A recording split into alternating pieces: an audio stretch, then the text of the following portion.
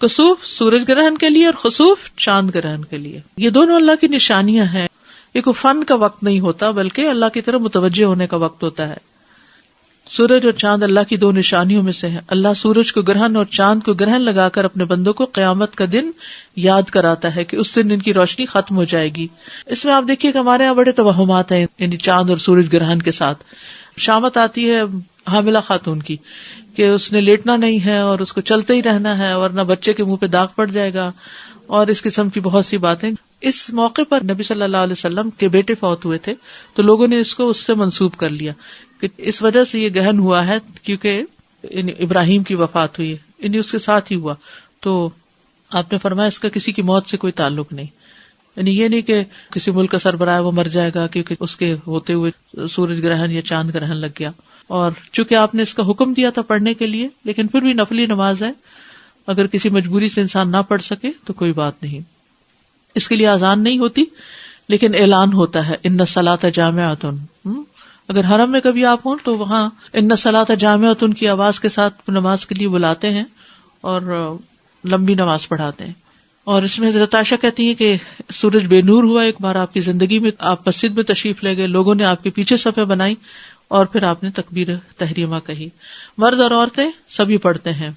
حضرت عائشہ بھی پڑھ رہی تھی, حضرت اسماء نے دیکھا اور پھر وہ بھی شروع ہو گئی. اور اس کا طریقہ تھوڑا سا مختلف ہے نماز کا. اس میں تکبیر تحریمہ کہے, پھر دعائے استفتاح پڑھے, پھر تعوذ پڑھے, اس کے بعد سورۃ الفاتحہ کے ساتھ سورت ملائے اور لمبی قرات کرے. ثم یرکع رکوعا طویلا, پھر لمبا رکوع کرے, پھر رکوع سے سر اٹھا کر سمع اللہ لمن حمد ربنا ولک الحمد کہے, پھر دوبارہ سے سورت فاتحہ پڑھے. سجدے میں نہیں جانا ابھی, ٹھیک ہے. اور پھر سورت فاتحہ کے ساتھ کسی دوسری سورت کو ملا کر لمبی قرات کرے تاہم پہلی رکعت یا پہلے قیام سے یہ قیام تھوڑا کم ہوگا. پھر دوسری مرتبہ لمبا رکوع کرے لیکن پہلے رکوع سے قدرے کم لمبا ہوگا. پھر رکوع سے سر اٹھائے, ٹھیک ہے, یعنی رکوع بھی تھوڑا لمبا لیکن پہلے رکوع سے کم. پھر رکوع سے سر اٹھائے, کافی دیر کھڑا رہے, سمع اللہ لمن حمد ربنا ولک الحمد پڑھے, پھر دو لمبے لمبے سجدے کرے. اسی طرح دونوں سجدوں کے درمیان بھی کافی دیر بیٹھے یعنی جلسہ میں. اس میں کیا پڑھتے ہیں رب اغفر لی رب اغفر لی, اس کی تکرار کرتا رہے. پھر دوسری رکعت کے لیے کھڑا ہو اور بالکل پہلی رکعت کی طرح دوسری رکعت میں بھی دونوں رکوع وغیرہ ادا کرے, ٹھیک ہے. ہر رکعت میں 2 رکوع ہیں اور 2 سجدے ہیں, یعنی 2 رکعتیں بن جاتی ہیں ایک طرح سے, لیکن دوسری رکعت کا عمل پہلی رکعت کے اعمال سے قدرے کم ہوگا یعنی طول اس کا. پھر اس کے بعد تشہد میں بیٹھے اور آخر میں سلام پھیر دے. 4 قیام, 4 رکوع اور 4 سجدے بھی ہیں. جہری قرات, آپ نے بلند آواز سے قرات فرمائی تھی. اس میں پرمشقت قیام تھا. حضرت عائشہ کہتی ہیں کہ رسول اللہ صلی اللہ علیہ وسلم کے زمانے میں سورج کو گرہن لگ گیا تو آپ نے بڑا پرمشقت قیام یعنی بہت دیر کھڑے رہے, لمبا قیام کیا. آپ کا قیام سورۃ البقرہ کی قرات کی طرح طویل تھا. ہم تو پوچھتے ہفتے میں سورۃ بقرہ پڑھ لیں.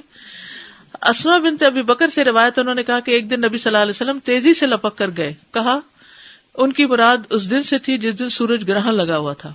تو جلدی میں آپ نے قمیص اٹھا لی, حتیٰ کہ آپ کو چادر لا کر دی گئی تو آپ نے لوگوں کو امامت کراتے ہوئے انتہائی طویل قیام کیا. اگر کوئی ایسا انسان آتا جس کو یہ پتا نہ ہوتا کہ آپ قیام کے بعد رکوع کر چکے ہیں تو اس قیام کی لمبائی پر وہ کبھی نہ کہہ سکتا کہ آپ ایک دفعہ رکوع کر چکے ہیں. طویل رکوع اور سجود. پھر نماز کے بعد خطبہ دینا. گرہن لگنے پر کرنے کے کام کیا ہے؟ ذکر, دعا اور استغفار کی طرف لپکنا, کثرت سے استغفار کرنا, تسبیح تحمید اور تہلیل کہنا, عذاب قبر سے پناہ مانگنا. آپ نے جب طویل قیام کیا تو فراغت کے بعد جو کچھ اللہ نے چاہا اسے بیان کیا اور پھر لوگوں کو حکم دیا کہ وہ عذاب قبر سے پناہ مانگے. صدقہ کرنا. سنن نبی داؤد کی روایت میں آتا ہے کہ جب تم یہ کیفیت دیکھو تو دعا کیا کرو, تکبیر بیان کرو اور صدقہ کیا کرو. غلام آزاد کرنا. اسماء رضی اللہ عنہ کہتی ہیں کہ نبی صلی اللہ علیہ وسلم نماز کسوف کے موقع پر غلام آزاد کرنے کا حکم دیا کرتے تھے. تو کسوف کی نماز دن میں ہوگی اور چاند گرہن کی رات میں ہوگی.